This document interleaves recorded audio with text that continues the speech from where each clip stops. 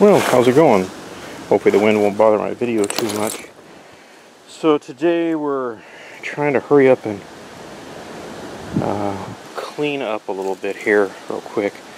A friend of mine had a storage unit, and the other day we got 2 inches of rain in like about 20 minutes, and he said the storage unit's roof gave way on his storage unit and like about 5 others in the block, and it pretty much destroyed everything he had in there, he claims.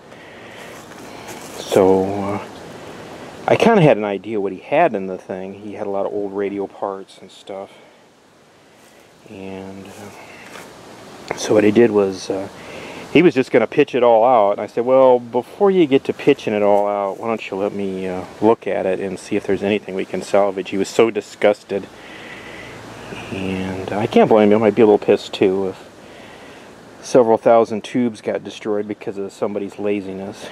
Anyway, this is some of the stuff we're tinkering with here. Okay, this is a pretty tough little customer. This was a little Helicrafter. This is, I think, a 38, an S38E. It was not in very good shape to begin with, but the rain didn't help it. And it's in pretty tough shape, and you can see all the dirt, and yeah. You can see where it rained on it and splashed dirt up on it, and it's, yeah, we'll see what we can make of that. This was a little shoebox that was in the storage unit, and as you can see, there is a lot of water in there. That's probably at least an inch or two. One of the perils of storing your stuff somewhere else. I guess the lesson here is check on this stuff, and I don't know if insurance will cover this stuff for him or not. I don't know if it's even insured. This is kind of an interesting little time bomb here. Oh, excuse me. At first glance, this looks perfectly fine. All these tubes on top are wringing wet, and I'm trying to dry them out is what I'm doing. I literally just scooped them out of their aquarium, and yeah, there comes the air conditioner.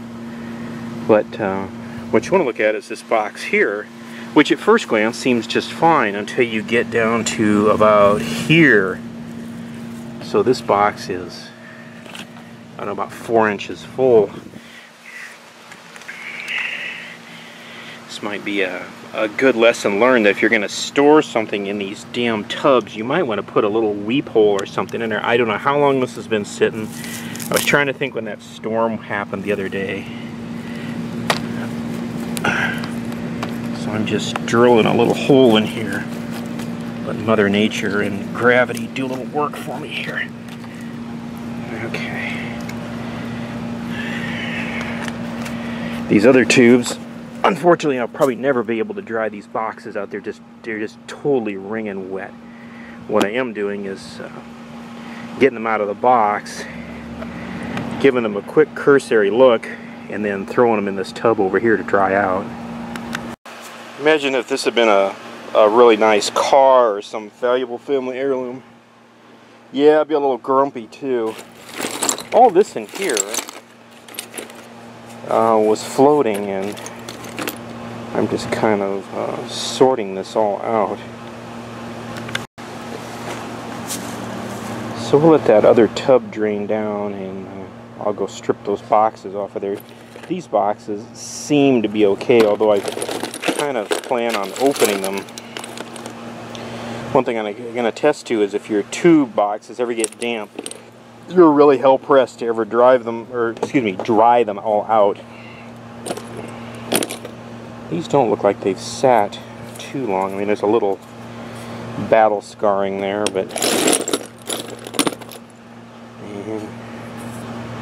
I don't know. Nothing a wire brush might not do. Hey, it's worth a try. It couldn't hurt. So what I plan on doing here is just basically going through all this stuff real quick, drying it out the best I can, giving it a quick look. If it's broke or something that just probably isn't worth saving, you know, to old TV high voltage rectifier tubes, and for me anyway, not too much in demand. Give it another 20 years and that'll be a valuable commodity. Okay. Well, when I get some stuff dried up some more, we'll look at it a little bit closer here. There's a ton of stuff. There's just tons and tons and tons of stuff. was a rectifier tube. This is one of the bad things about this deal is some of these labels on here. Yeah, there it is, right? I don't know if you can see it or not. It's right there. Some of these labels are etched into the glass, and some of them are somehow stamped. Some of those stamped ones, all you got to do is look at them wrong and they're gone. So you might have to, I don't know, just give up or really know what you're doing. Well, we'll let things dry out here and see what happens.